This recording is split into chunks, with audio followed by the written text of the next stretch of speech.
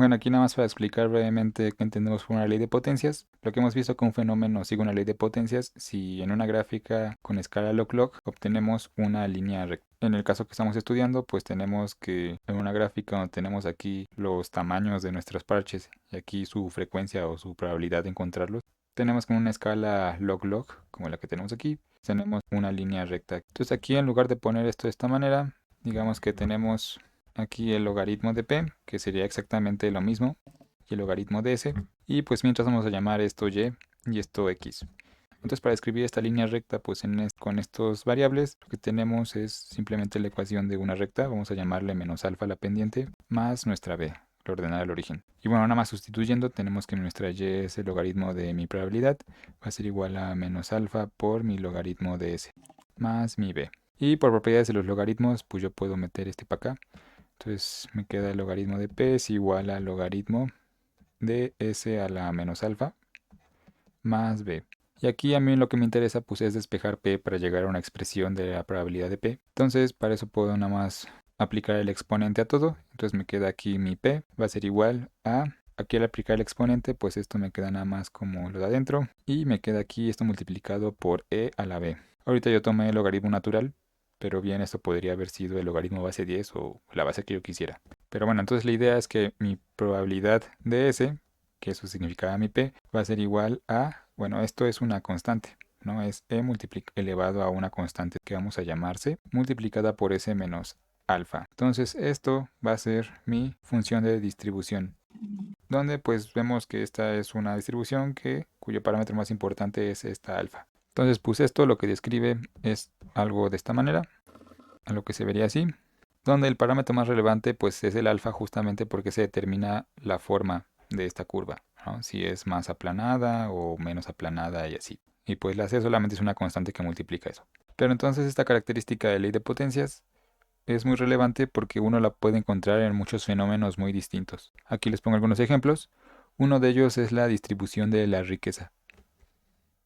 Por ejemplo, si aquí yo les pusiera, en lugar del tamaño de los parches S, yo les pusiera el logaritmo del ingreso, bueno, y aquí podríamos tener pues la frecuencia de ese ingreso, también en escala logarítmica, yo tendría también un comportamiento de esta manera. Lo cual, pues lo que me diría es que para gente con ingreso bajo, yo tendría un montón de personas, ¿no? Un montón de personas con ingreso bajo, personas pobres. Tengo aquí unas cuantas que tienen un ingreso medio, y en cambio tengo aquí muy poquitas que tienen un ingreso pues muy alto.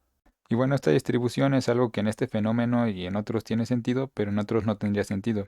Imaginemos por ejemplo el peso. Si aquí yo tuviera el peso, esta distribución lo que me estaría diciendo es que yo tengo unos cuantos que pesan casi nada y tendría algunos, poquitos, pero existirían. Esa distribución me permitiría que existieran estas personas que tienen un peso enorme, ¿no?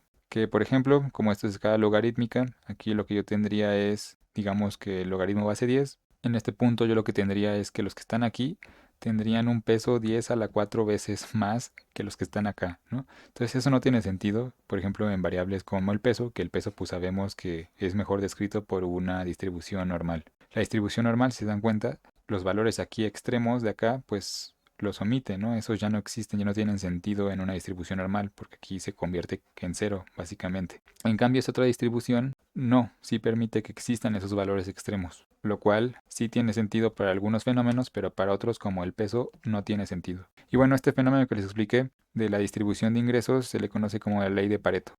Pareto era un economista que caracterizó este fenómeno. Otro ejemplo de un fenómeno que cumple una ley de potencias es la ley de Zipf, que esta es básicamente la idea que si yo ordeno las palabras por su uso, por ejemplo, yo tengo un libro y las ordeno por qué tanto aparecen en el libro y luego cuento pues qué tanto aparecen aquí en el otro eje, su frecuencia, y ahí las pongo en una escala log-log.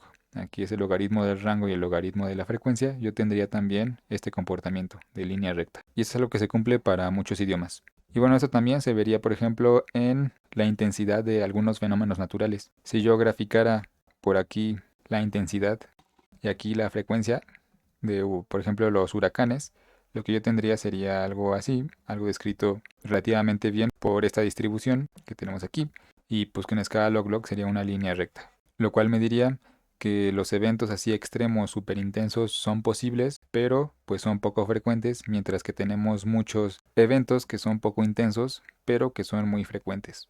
Otro caso donde también se ve es en las redes. Esta, por ejemplo, es una red de la www, de la World Wide Web, que si uno hace su distribución de grado, que su distribución de grado es cuántos nodos en una red pues llegan o salen de él, ¿no? En este caso, por ejemplo, imaginémonos en Google, que Google es una página pues que es muy popular, entonces pues es muy posible que muchas páginas apunten hacia Google. En cambio, imagínense mi página web que pues a nadie le interesa, entonces está ahí solita. Entonces esa página web que es la mía viviría en esta zona donde tendría un grado que se suele denotar con la letra K pues muy pequeñito. En cambio Google viviría pues por acá, ¿no? Sería una de esas páginas que son muy populares y que hay muchísimos enlaces hacia ella y desde ella.